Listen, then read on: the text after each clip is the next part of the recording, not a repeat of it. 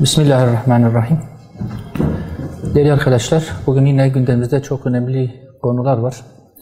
Bunlarla alakalı partimizin düşüncelerini sizinle paylaşmak istiyoruz.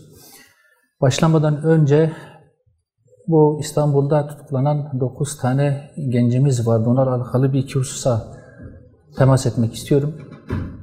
Filistin ile alakalı bir protestoları söz konusu olmuştu ve bu protestolarında yasa dışı, şiddet içerikli, tehdit içerikli ya da gösteri ve yürüyüş kanununa aykırı bir durum söz konusu olmadığı halde bunlarla alakalı bir tutuklanma kararı çıktı ve söz konusu olan mesele de malum Filistin. Filistin'de de insani dram, soykırım bütün şiddetiyle devam ediyor. Türkiye toplumunun özellikle hassas olduğu bir konuda yapılan bu protestonun tutuklamaya dönüşmesi doğrusu kamuoyunda tepkiyle karşılandı. Bizim temennimiz bir an önce bu tutukluluğun kaldırılarak bu insanların serbest bırakılmasıdır. Toplumun da beklentisi bu yöndedir. Yetkililerin bu çağrımızı dikkate almalarını temenni ediyoruz. Değerli arkadaşlar, 5816 sayılı kanun ve fikir özgürlüğü ile alakalı bir konuya daha temas etmek istiyorum. Bu da yine bu protestoya yakın bir durum, fikir hürriyeti noktasında değerlendireceğimiz bir husus. İfade hürriyeti malum medeni toplumlarda temel hürriyetlerden bir tanesidir. İnsanların fikirlerini özgürce ifade edebilmesi yalnızca bireysel hak ve hürriyetlerin korunması için değil, aynı zamanda toplumun ilerlemesi için de elzem olan bir durum. Türkiye'nin taraf olduğu Avrupa İnsan Hakları Sözleşmesi ve Birleşmiş Milletler Medeni ve Sosyal Haklar Sözleşmesi gibi uluslararası sözleşmeler ifade hürriyetini koruma altına almış ve bu hürriyetlerin keyfi şekilde kısıtlanmaması gerektiğini açık bir şekilde ifade etmişlerdir. Türkiye bu sözleşmelere taraf olan bir ülke, hepinizce malum.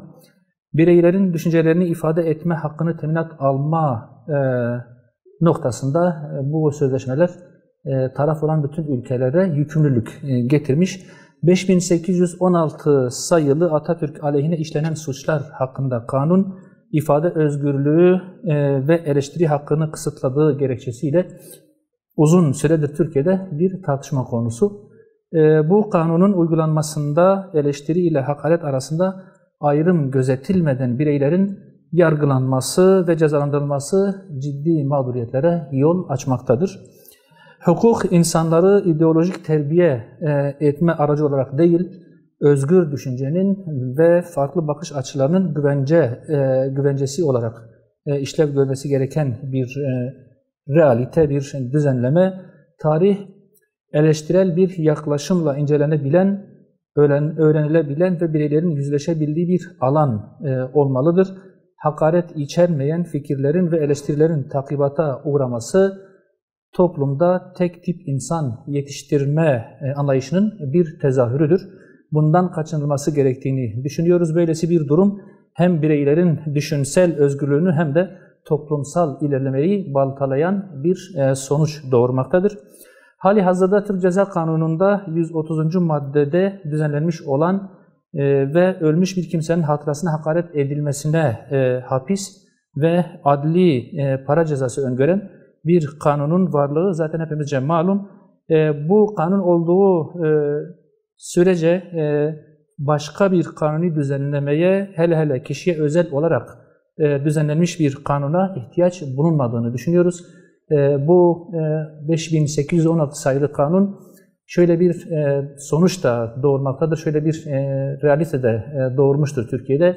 Hakim ve savcıların ideolojik fikirleri ve anlayışları doğrultusunda karar verme ve insanları mahkum etme gibi bir durum da ortaya çıkarmaktadır. Türkiye'de böyle durumlara sayısız defa şahit olmuşuz. Bunun gözden geçirilmesi gerektiğini düşünüyoruz. 2025 yılı için asgari ücretin belirlenmesi Aralık ayında işçi, işveren ve bakanlık temsilcileri arasında yapılacak toplantılarla kararlaştırılacaktır ve bu süreç malum başlamış. TÜİK'in Aralık 2024 verilerine göre tüketici fiyatları endeksi bir önceki yılın aynı ayına göre %47,09 oranında artmış. 12 aylık ortalamaya göre ise artış oranı %60,45 olarak gerçekleşmiştir. Dolayısıyla yapılacak olan artışın çalışanları enflasyona karşı mutlak surette koruması gerektiğini düşünüyoruz. Bu insani bir zorunluluk. Belirlenecek asgari ücret çalışanların ve bakmakla yükümlü oldukları ailelerinin de aynı şekilde gıda, konut, giyim, sağlık, kültür ve eğitim gibi temel ihtiyaçlarını karşılamalı, insan onuruna yaraşır bir hayat sürdürülebilmesi için bu imkanı sağlayacak bir miktarda olması lazım. Ki bizim partimizin ilk günden beri söylediği bir husus şudur, sizce de malum, asgari ücretin tanımının yenilenmesi, düzenlenmesi gerekiyor. Asgari ücret sadece çalışan şahsın giderleriyle alakalı bir gider değildir. Her çalışanın aynı zamanda bakmakla yükümlü olduğu bir ailesi de vardır ve bu tüm ailenin giderlerinin hesaba katılarak bir değerlendirme yapılması bir zorunluluk. Asgari ücretin belirlenmesinin temel amacı sermaye karşısında korumasız olan işçilerin en düşük, altını çizmek istiyorum, en düşük ücret seviyesini göstermesi gerekir. Bu noktada oluşturulmuş bir kıstas. Uygulamada ise bu ücret çoğunlukla işverenler tarafından temel ücret olarak kabul edilmektedir ve böyle bir işleme tabi tutulmaktadır. Oysa asgari ücret aslında işçinin alabileceği en düşük limit olarak hesaplanması gerekirken bizim iş sahamızda, sektörde temel miktar olarak belirlenmiş, öyle bir kıstas haline gelmiş. Oysa asgari ücret alması gereken en düşük maaş olmalıdır. Temel ücret anlamında değerlendirilmemelidir. Bu nedenle doğru bir asgari ücret seviyesi ekonomik büyümeyi, sosyal refahı ve istihdamı olumlu yönde etkileyecektir. Ayrıca bu ücretin büyük kısmı iç piyasada talep oluşturacak ve sektörel büyümeyi de beraberinde getirecek, bunu destekleyecektir. Değerli arkadaşlar, aile hekimliği noktasında son dönemlerde Türkiye'de bir takım tartışmalar var malum. Sağlık Bakanlığı tarafından yayımlanan aile hekimliği uygulama ve ödeme yönetmeliğindeki son değişiklikler sağlık hizmetlerinin verimliliği açısından önemli olmakla birlikte hekimlerimizin çalışma şartlarını zorlaştırmamalı ve sağlık hizmeti alacak halkımızı da mağdur etmemelidir. Bu noktada hekimlerimizin ciddi itirazları var malum. Bu kapsamda şu hususların özellikle göz önünde bulundurulması gerektiğini hayati önemde görüyoruz. Yetkililerin şimdi anlatacağım ya da ifade edeceğim hususlara dikkat etmesi gerektiğini bu vesileyle ifade etmiş olayım. Hekimlerin mesleki bağımsızlıkları öncelikle korunmalı, suç teşkil edecek bir durum söz konusu olmadığı takdirde hekimlerin hastalara yazacakları ilaç ve kutu sayısıyla ilgili herhangi bir dayatma olmamalıdır. Yeni yönetmelikle sözleşme feshiyle alakalı maddeler aile hekimlerinin iş güvencesini tehdit etmemeli, idareciler tarafından baskı unsuru olarak kullanılabilecek bir duruma da sebebiyet vermemelidir. Diğer bir husus da şudur, hekimler için getirilen puanlama sistemi hasta memnuniyeti ve doktorların çalışma motivasyonundaki ahengin bozulmasına da sebebiyet vermemeli, bu dengeyi bozmamalıdır. Aynı şekilde hastane başvuru artışları nedeniyle yapılacak teşvik kesintilerinin hekimlerimizi olumsuz etkileyeceği hesaplanmalıdır. Aile hekimlerine başvurmayan hastalar için hekimlerden kesinti yapılmamalıdır. Hekimlerin bu şekilde cezalandırılması doğru değildir. Hekim yükünün hafifletilebilmesi için gerekli altyapı eksikliği de hızlı bir şekilde giderilmelidir. Vatandaşların talebi üzerine verilen sağlık raporlarının ücretli hale getirilmesi gözden geçirilmeli ve bu külfet ortadan kaldırılmalıdır. Temel prensip bizce aile hekimliği hizmetlerinin ücretsiz sunulmasıdır. Bu ilkeye uygun hareket edilmelidir. Sonuç olarak aile hekimliğinde yapılan düzenlemelerin sağlık hizmetlerinin sürdürülebilirliği ve hekimlerimizin motivasyonu açısından dengeli ve adil olması gerektiğini sizin vesilenizle vurguluyoruz. Değerli arkadaşlar, bu aile hekimliği meselesinden sonra halk eğitim merkezlerinde tasarruf tedbirleri nedeniyle durdurulan bir uygulamaya da değinmek istiyoruz.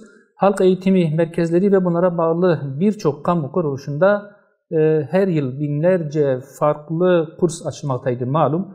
Bu vesileyle her yaş grubundan insan bu kurslara katılmakta ve eğitimci anlamda birçok insan da istihdam edilmekteydi.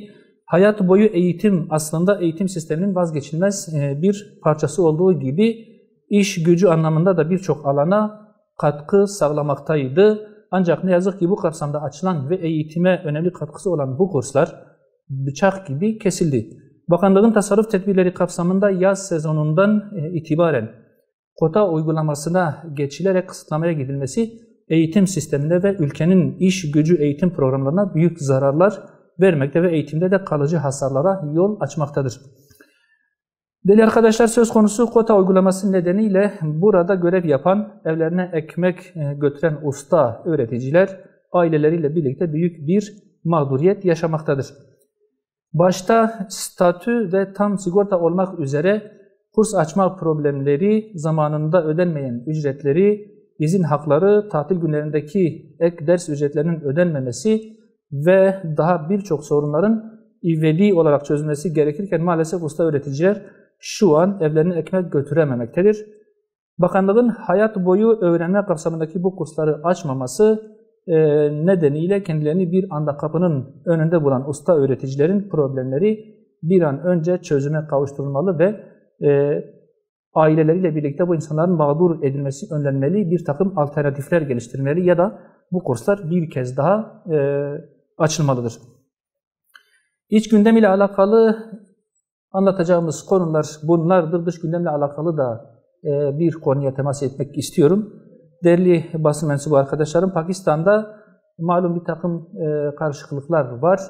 Pakistan'ın kuzeybatısındaki Kurram bölgesinde yakın zamanda başlayan Şii ve Sünni aşiretler arasındaki çatışmalarda ölü sayısı ne yazık ki her geçen gün artmaktadır. Eski Başbakan İmran Han'a yönelik komplo sonucu başlayan olaylar ve terör saldırıları nedeniyle tansiyonun dinmediği ülkede mezhepsel çatışma da yeniden patlak vermiş bulunuyor. Bugüne kadar emperyalist güçlerin çıkarları doğrultusunda İslam dünyasını kan gölüne çeviren mezhepsel ihtilafın daha fazla yıkıma sebep olmamasının sağlanması lazım. Yetkili taraflar ve bölgenin ileri gelenleri sorumluluklarını yerine getirmelidir. Geçtiğimiz yıllarda dönemin yetkililerinin Hindistan'ın ülkede mezhep çatışması çıkarmak için farklı hiziplerden ilim insanlarını öldürme girişiminde bulunduğu açıklamaları hepimiz tarafından malum. Bunlar basında da yer aldı. Ülkede 2011'den bu yana zaman zaman alevlenen ve yüzlerce kişinin katledildiği mezhepsel çatışmalarda dış faktörlerin etkisi de hesaba katılmalı ve buna yönelik tedbirler geliştirilmelidir. Amerika Birleşik Devletleri'nin yerli işbirlikçileriyle birlikte kurduğu komplo doğrultusunda görevden alınan eski Başbakan İmran Han'ın tutukluluğu da ülkenin siyasi geriliminde etkin bir faktördür. Protesto ve çatışmalarda sarsılan ülkede komplolarla alıkonulan siyasi aktörlerin serbest bırakılması tansiyonu düşürecek ve sükunetin sağlanmasına ciddi katkı sunacaktır diye düşünüyoruz. İstikrar için birlik ve beraberlik içerisinde halkın menfaatleri doğrultusunda muhakkak hareket edilmeli diye düşünüyoruz. Teşekkür ediyorum.